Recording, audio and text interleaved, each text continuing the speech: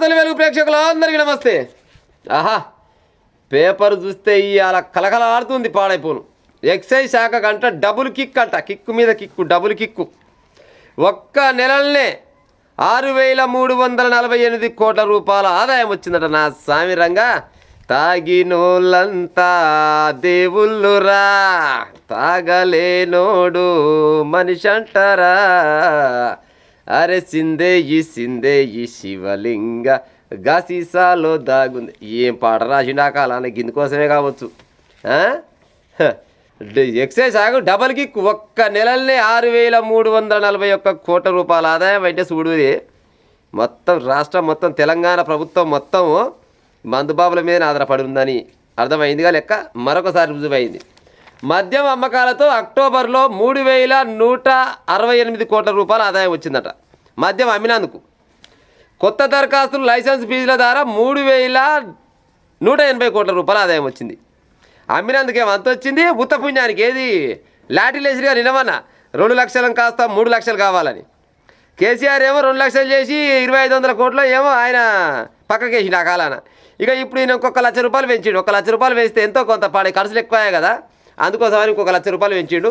లక్ష కాదు అసలు రేవంత్ రెడ్డి పాడే సలహా కరెక్ట్ అన్నట్టు. ఇంకా 2 లక్షలు పెట్టినా కానీ వచ్చినామో పాడైపోను. ఆగపోదురు మీరు కోటర్కి 200 ఉంది కదా, 400 పెట్టినా కానీ కొంత నష్టం ఏమీ లేదు. విన్నారా, తాగుతోడే కడతాడు తలపని అనే సాత్రం వినే కదా, గంతే లెక్క.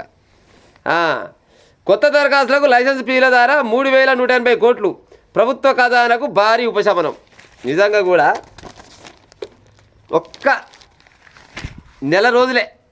నెల రోజులు కనుక ఈ మద్యం అనేది బంద్ అయితే నా సామి రంగా శివర్ చేయడం మసడోళ్ళడు మన రాష్ట్రాన్ని.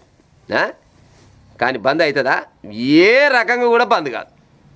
పుట్టినా తాగుడే, సచ్చినా తాగుడే, బతికినా తాగుడే, అప్పు పుట్టగా తైతలేదన్నా తాగుడే, అప్పు దొరికితే కూడా దొరికిందని కూడా తాగుడే.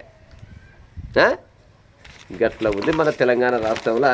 ఇక అంటారు మద్యపానం అంతా మేము నిషేధిస్తాము, బెల్ట్ షాపులు అన్నీ బంద్ చేస్తాం. ఎవడు బంద్ చేయడు, అంత ఉత్తముచ్చడే. ఒక్క నెలలోనే భారీగా ఆదాయం సమకూరింది. ఏకంగా 6,348 కోట్ల ప్రభుత్వ ఖజానాలో జమ అయ్యాయి.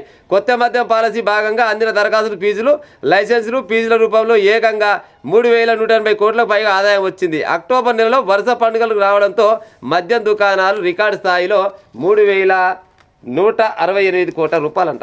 అక్టోబర్ నెలలంట పండుగలు పెళ్ళిళ్ళు వచ్చినాయంటే తెలంగాణలో నా సామిరంగా ఒక పూట బో లేకుండా బాధలేదు, కానీ మందు లేకుంటే మాత్రం బాగుండదు. ఇంటికి వచ్చిన ఆయన కూడా అంటాడు, ఏం పెట్టిండు ఆయన, ఏం పెట్టిండు గా తుంకలు గబ్బు నా ఇంట లేదా?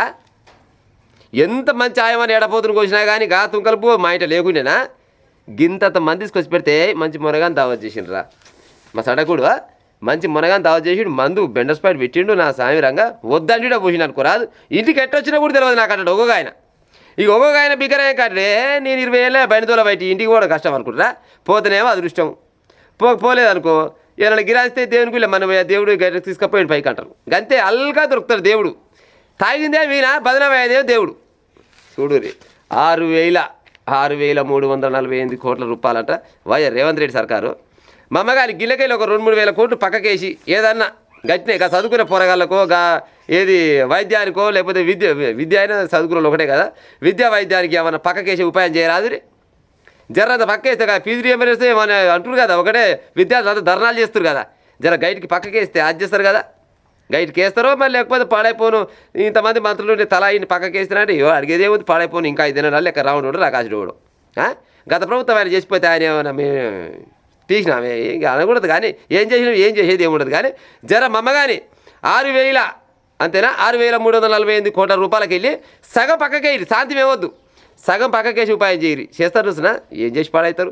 వీళ్ళందరికీ ఉద్యోగాలకు జీతాలు వేయాలంటే, అదేంటి ఆయన చేసిపోయిన అప్పుకు వడ్డీ కట్టాలంటే ఎన్నో రకాల మొత్తం ఈ తాగు నమ్ముకొనే నడుస్తుంది ఈ తెలంగాణ రాష్ట్రం.